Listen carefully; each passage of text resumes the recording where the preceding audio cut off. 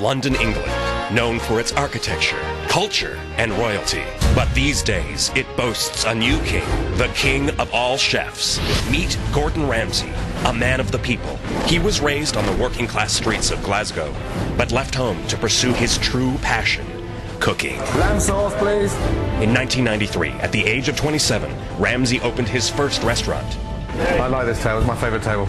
And only 2 years later, he was voted England's best chef, an honor he has held for 9 consecutive years. Thank you. Today, his 9 critically acclaimed restaurants, best-selling books, and top-rated television series have made Gordon Ramsay a superstar. Here we go. Fromage.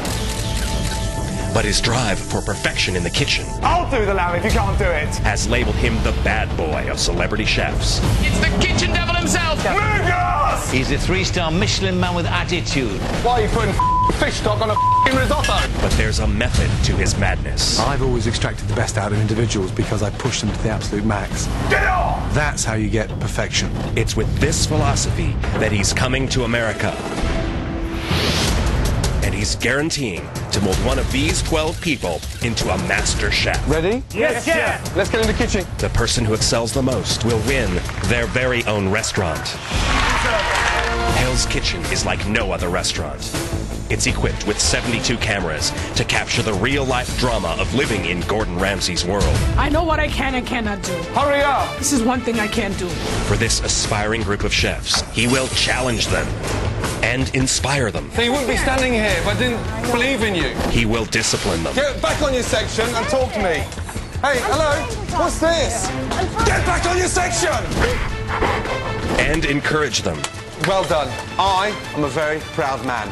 He will push them to their limits. I want 4 tortellini from you, Ralph. Nothing more. It's Ramsay's recipe for turning an absolute unknown into a master chef. That is pink in the middle. He's a freaking maniac. Come on, man, get your ass back in here. He's the devil. Like he's the Simon Cowell of the kitchen. He's way worse than Simon Cowell. This is Hell's Kitchen.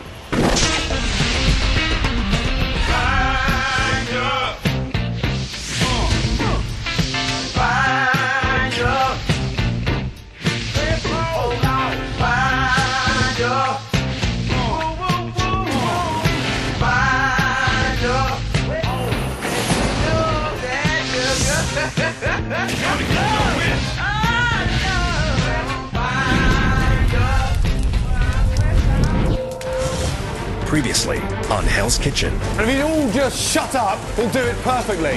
The red team lost the first 2 dinner services and 2 of its members. Red team's looking very small. So Chef Ramsay evened up the teams. Michael, you're going to the red team. And in the ensuing challenge, Delicious. the results were immediate. The winning team is the red team. Despite the win, Jeff's relations with his red teammates continued to deteriorate. All right, so let me finish my sentence. At dinner service, without Michael in the blue kitchen, Ralph emerged as a definitive leader. That list is done. But even Ralph couldn't control Andrew's mouth. You know, with this big fat mouth of yours, it's getting you nowhere. I'm just trying to do the job right. My advice to you, just shut your mouth. Or teach Wendy the basics. I thought cold water was supposed to boil faster than hot water. What? In the red kitchen, Jeff had problems all evening. I've never been on a line before. Come here, you. Come here, come here. If you don't like me, I don't know what to tell you. You're a Then cracked under the pressure. Jeff! Send my ass home. I've had enough of it. Jeff quitting for good was the final straw in the worst dinner service of Chef Ramsay's career. Shut it down. It was a miserable night in both kitchens. The losing team tonight is the blue team. As best of the worst, Ralph nominated Wendy and Andrew for elimination. Wendy, give me a jacket and get out of Hell's Kitchen. With both kitchens losing a member, it's down to the final 8. And now, the continuation of Hell's Kitchen.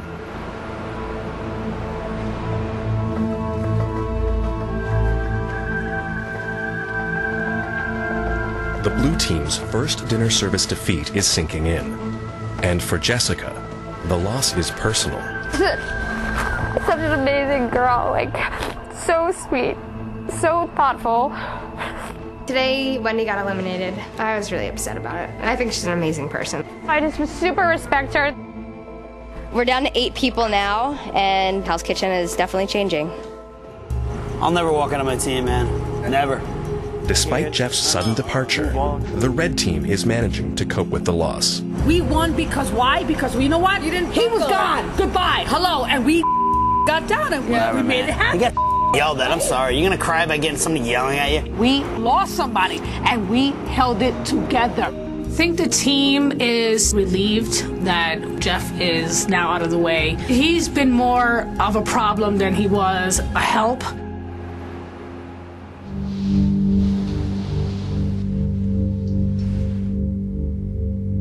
Fresh off his nomination of Andrew, Ralph feels the need to have a late-night heart-to-heart.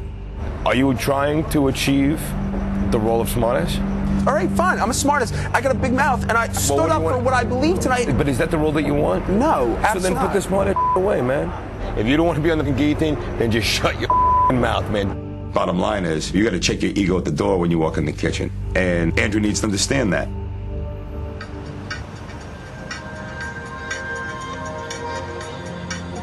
After the worst dinner service in Hell's Kitchen's short history, Chef Ramsay decides to go back to a not-so-subtle wake-up call.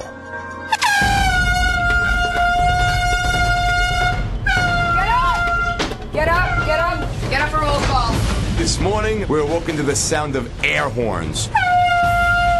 Very loud air horns, to be exact. All right, guys, everybody up. Put your whites on and head over to the kitchen, okay? Marianne came in turning on lights. Get dressed. Let's go. Let's go. No brushing teeth, nothing. Just put on your uniform and go. Come on. Let's go. With the restaurant fully booked for tomorrow night and both teams down a member, kitchen prep is crucial. Just take them off the bone. Keep the head. It's a cleaver. Use it like a cleaver. Okay. Red team, blue team, line up. Thank you. We spent a lot of time in the kitchens. You've got to understand how the restaurant functions. So we're going to spend a bit of time in the dining room with JP looking at attention to detail. Let's go through the dining room. Chef Ramsay's restaurants are built on quality food and service. There's nobody he trusts more to explain the finer points of the dining room than his longtime maitre d', Jean-Philippe, also known as JP. Gordon sent you all to the dining room because it's about the restaurant. We're running a restaurant. Although regarding restaurant setup, you need to be organized. Jean-Philippe gave us some instruction and showed us a table for fine dining. He started going on and on and on. So what makes a perfect table, first of all, would be the chairs, such as symmetric. It's about simplicity as well. Your cutlery, straighten, napkin, fold the proper way. JP went in through one ear and out the other, so I don't think anybody was paying too much attention. You carry your glass by the steel. When you put your cutlery on the table with elegance.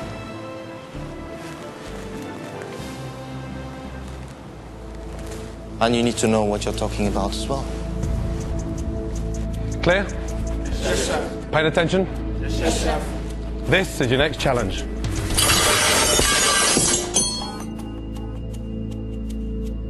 Behind you, 2 tables. Red table, blue table. 6 customers at each table. You need to set up the most perfect table. That was our hint. That was our cheat sheet. And he destroyed it so that we couldn't take a look at it. Turn around, set up your table, and go. All right, go. For this challenge, the teams must recreate Jean-Philippe's perfectly set table. They have 5 minutes to arrange the 96 pieces of silverware, glassware, and china. In the end, the team with the fewest number of mistakes wins the challenge. Right away, I picked up a tablecloth. And as soon as I put it down, it was that was the wrong side up.